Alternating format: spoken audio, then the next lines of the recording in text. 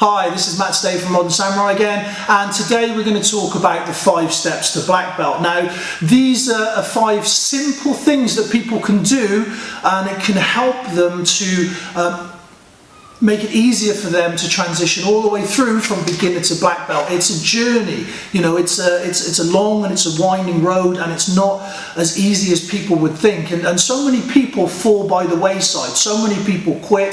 So many people give up. So many people then, you know, find excuses as to why they did that. And you know, you'll often bump into people that say, "Oh yeah, I used to do some sort of martial arts and didn't carry on for one reason or another." And we all know within the martial arts that there's a huge attrition rate. There is a big percentage of people that drop out along the way. Now, that's as it should be. You know, I firmly believe that a test should be exactly that. If it was easy for everyone to do, then there'd be no value in it. So I think that's right, and I think that's how it should be, and I think there should be a standard. And I do believe sometimes that the standard is, you know, slipping in some ways, but I do believe there should be a standard, and I do believe that that attaining a black belt should be challenging. It should be difficult. It should force you to, you know, to look at yourself. So here are the 5 steps. Okay, number 1, it's not a race.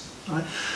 Often you'll hear people come in and they'll say, "Well, how long before I get my black belt?" You know, parents especially, they're terrible for it. How long is it going to take for, you know?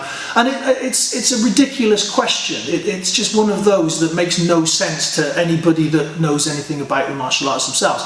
You know, the journey will take as long as it takes, and for some people it's you know, it's a relatively straight route. For others, they have to take all these twists and turns, and you know, they go off, they come back. I mean, life gets in the way. Okay, so you know, don't look at what other people are doing. You know, that's one of the main mistakes that people make, is they look at the people around them and they put themselves up against those, and you can't do that. It's an individual process, and the journey itself is an individual one, and you will get there when you get there. You know, you can't put a time frame on it.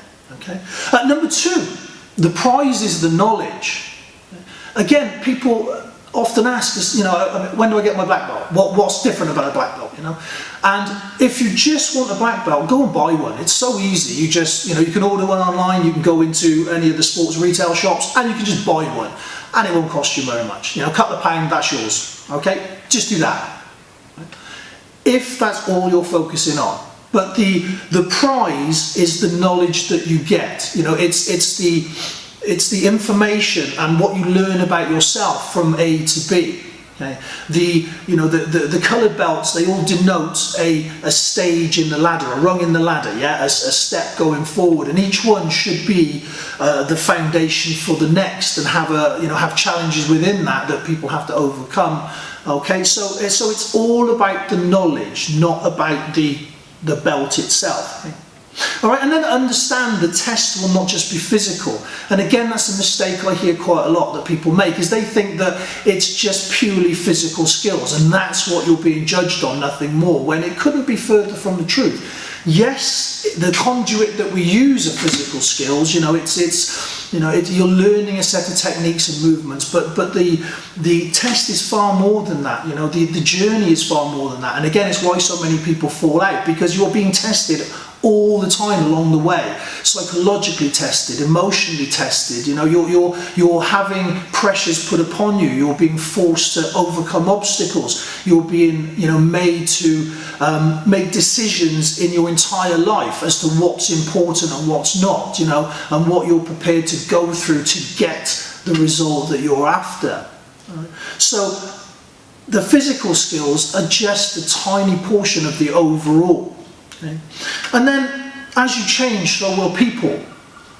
And it's really important that you're prepared for that, because as you progress through, as you gain in confidence, as you gain in ability, as you become more aware of yourself, both physically and mentally, then that can become challenging for the people around you. You know, if you're in a relationship and you started the process, you know, as this timid, scared, frightened person that, you know, that didn't like confrontation and would run and hide rather than face it, okay? And as you progress, you actually become someone that, although still doesn't like confrontation, will actually stand up for your rights, will actually, stand there and say, that's not right, will actually demand that people treat you with a certain amount of respect and dignity. Now, that becomes very challenging for people because they're not used to that. That's not how they perceived you. And they've got to change their perception of you. And that's where it becomes difficult, because a lot of people don't want to do that. Yeah? They've got this fixed idea and that's what they want to stay with. It's easier for them to do that, because for them to change, for them to acknowledge that you're growing as a person, they have to grow as well. And that's quite a hard thing to do, especially if we're looking at, family relationships, partner relationships, even sometimes work-related relationships. If your boss has been used to bossing you around and treating you like crap for, however many years, and suddenly you start saying, no, that's not right, I'm not gonna have that anymore, it creates friction. So you've got to be aware that that's going to happen, but it's a good thing. It needs to be done, because until you start saying there's a line in the sand and that's how it's going to be, then other people won't do that either. So you have to give yourself that, and that's part of the process. That you become more resilient, mentally and emotionally. Okay. And then finally, be a black belt in life. All right, that sounds a bit, like that, and maybe it is, but I firmly believe it. You should be a good all-round person. If you see somebody struggling with the shopping, give them a hand. If you see, an old lady that needs a seat and you're sat in one, get off your ass. Basic good manners and basic respect for people goes an awfully long way. And again, we're sadly lacking in this world, and I firmly believe that's something else that martial arts as a whole can give to the community. It can bring respect back into the community and into the individual. And if you've got children that are disrespectful and not nice to be around, and they have no manners, then those children are going to be set up for failure in life, and you're helping them to do that if you're allowing that to happen. And so by putting them through the processes of what it takes to become a black belt, then they will become much more respectful people. And bottom line is, you treat people how you would like to be treated, and it's a pretty standardization. It's a pretty simple thing, but if you can do that, then you're bound to get a lot more back from it. So be a black belt in life, yeah? Take that extra step. If somebody needs your help, give it to them. If you can help to make somebody better, if you can help to build somebody up, if you can do something that's going to enhance that person's life, then do it. That is what a black belt's about. Not how many people you can beat up or how high you can kick. It's about being a better person.